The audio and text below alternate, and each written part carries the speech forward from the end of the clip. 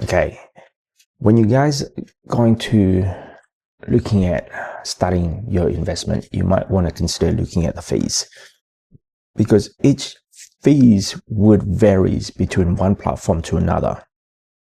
Its variation can change the trajectory of how much money you're going to keep as a whole between one platform to another. I was talking to this with a good friend of mine, and I'm like looking at it. I'm not sure if you're aware of how much is the fees for this one platform that you're using.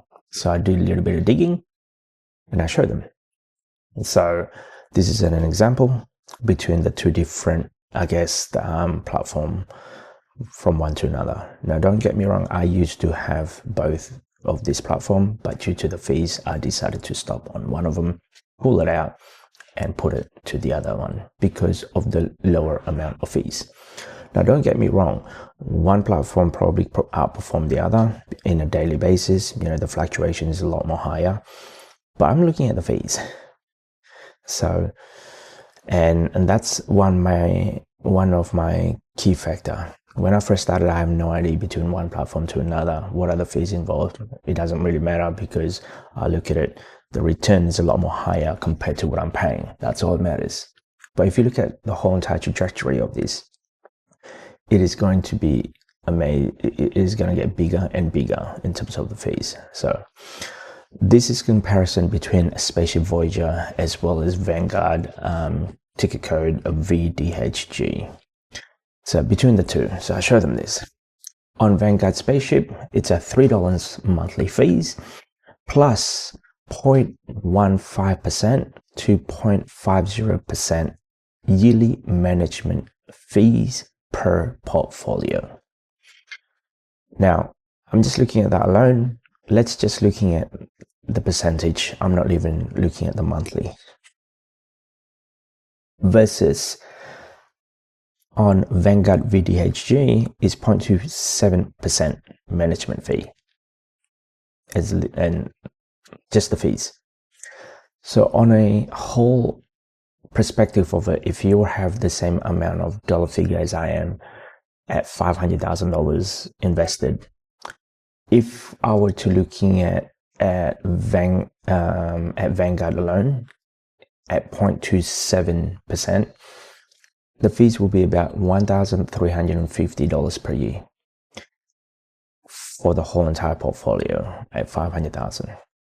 If I were to put that same amount into Spaceship, it would be at $2,500 per year just on the management fee. Now, I know for sure I'll be holding this more than 12 months, but on a typical year-to-year basis, and what was it, the $3 a month, which is an extra $36 or so, because I do have more than $100 per on one account, let's say. So additional, not only is $2,500 plus additional $36 for a year, $3 a month, and that's gonna get higher and higher. So overall, you might want to consider doing that, having looking at the fees and what is it that you're looking at trajectory as a whole. Are you looking at this as your main source of income type of thing? Because that's what we're looking at. If you can save yourself $1,000 on fees, why not? Choose your choose your platform wisely, let's say. Spaceship for the first $100, maybe it's a good idea for you to dabble around in terms of learning the curve, learning how it goes up and down. But beyond $100 or more, you'll get hit with that $3 plus the management fee. This is one reason why I was about to use Spaceship as, I guess, my kids to learn the investment, because the flow chart is very, very visual, and that's what I like about it, because you can actually see going up and down how much money that is in your account, how much the interest. So it gives you that visual aspect, which I can teach my kids. However, if I looked at the fees, it is not worth it unless you have a certain dollar figure.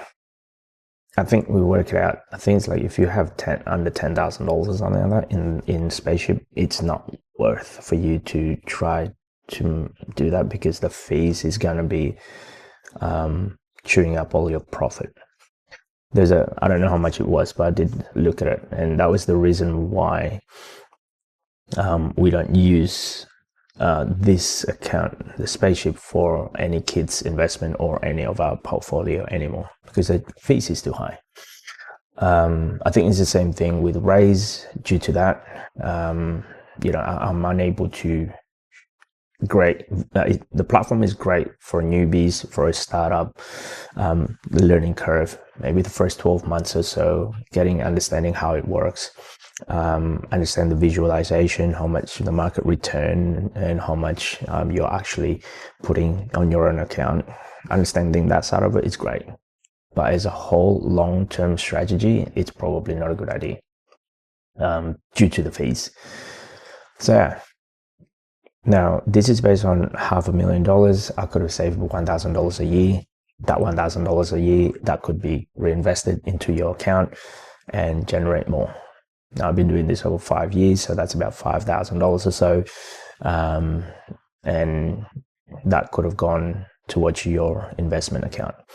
And I'm looking at doing this for the next 10, 20 years or so. So over the 20 years time, that's $20,000 plus that you could have saved in fees. So you have to look at that in the long term.